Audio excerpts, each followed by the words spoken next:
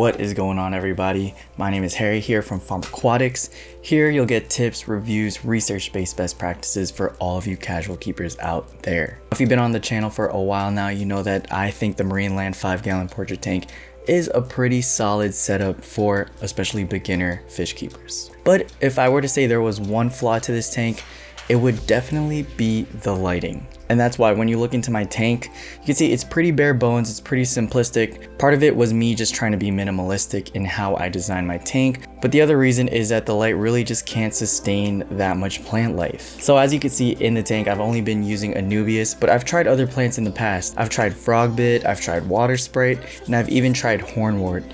And while they have been able to survive in the tank when I put it in there, they haven't really been able to propagate or thrive within the tank, so I decided to ultimately pull them out. With that being said, Prime Day was a few days ago, so I decided to bite the bullet and try out 2 different alternatives for lighting specifically for this tank. The goal here is to increase the quality of lighting, hopefully, so that I don't have to be restricted in how I decide to aquascape this tank. So let's grab the 2 lights.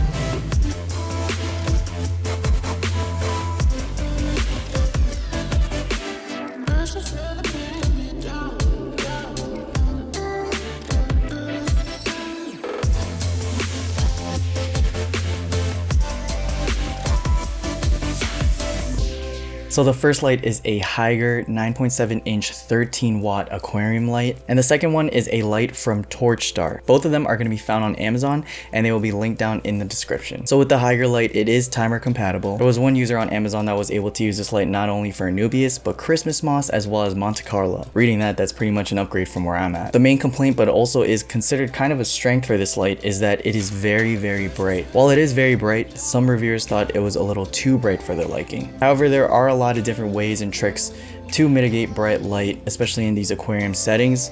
For example, you could use electrical tape. One really interesting thing that I've seen with this light is that people have been using it in 20 gallons, 40 breeders, and even as large as 75-gallon tanks. So I'm pretty sure it's going to suffice for our 5-gallon tank, but we definitely have to make sure that the lighting really isn't too bright for our fish. In the box, you get your standard AC adapter as well as the light.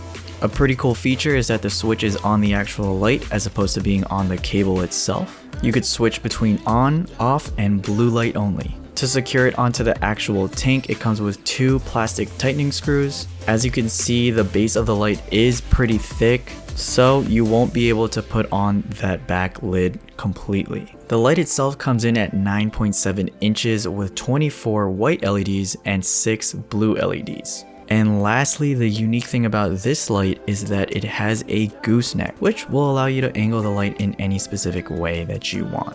Now onto the second light, the Torchstar. A little bit about the Torchstar. It is timer compatible just like the Hygger is. For around the same price as the Hygger, you actually get 2 Torchstars. They come in a pack of 2. The main complaint that I've seen on the reviews is that this light can get hot, but that hasn't been consistent throughout all the reviews that I've seen. One unique aspect to these lights that you don't normally see on a lot of the aquarium lights is that it is dimmer compatible.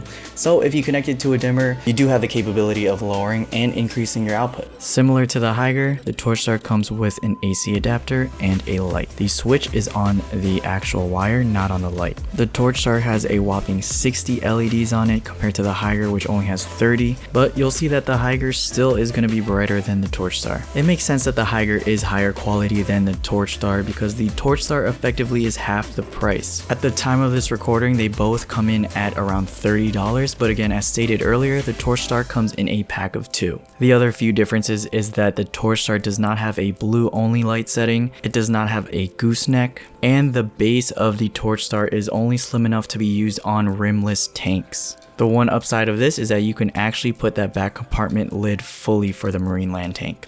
Now it is time to compare the brightness between the stock MarineLand light and these 2 aftermarket lights. Note, as I was recording all of these clips, I kept the aperture, the ISO, as well as the shutter speed on my camera constant so that you could compare the brightness between each clip. Without a doubt, the MarineLand is the least brightest of the 3 lights. The The next brightest would be the Torchstar, and then the brightest of all the three would be the Hygger. One other thing is that the Hygger definitely has a cooler bluish tone compared to the Torchstar, and that definitely makes sense since it does have those blue LEDs in it. So that was a quick review. As you can see, both lights are compatible with the MarineLand 5-gallon tank. I will try out both lights and see which one I am going to be sticking around with, but from the looks of it, you can't really go wrong with either one. Be sure to stay tuned. Who knows, I might even do a long-term review on one of these lights, or even both of them. Bottom line is they are cheap and they get the job done. As an honorable mention, there is a third option that I was thinking, and that is the Fluval Nano. That light definitely would be kind of overkill because of all the features that are stacked within that light, and the Fluval Nano is much more expensive compared to the other two lights on this list. The upside of the Fluval Nano is that it does come with an app, so you technically don't have to buy a timer, which is a cost savings when you think about it. So if you guys want me to get the Fluval Nano as well to see if that works on this tank and how well it does work on the tank, let me know in the comments and I will think about it. Well, there you have it, a quick video for all of you 5-gallon MarineLand portrait tank owners on some lighting alternatives. Now that I do have better lighting for the tanks, this can unlock a lot of opportunities for me in terms of how I want to decorate the tank moving forward. So hint hint, stay tuned. I do plan on rescaping the tank in the near future, and I know a lot of you wanted to see this tank being set up from start to finish, so that is also in the works as well. And the two lights that I talked about today will be linked down in the description, so if you want to support the channel, use those links. If I brought any value to you today, be sure to like, share, comment, and subscribe.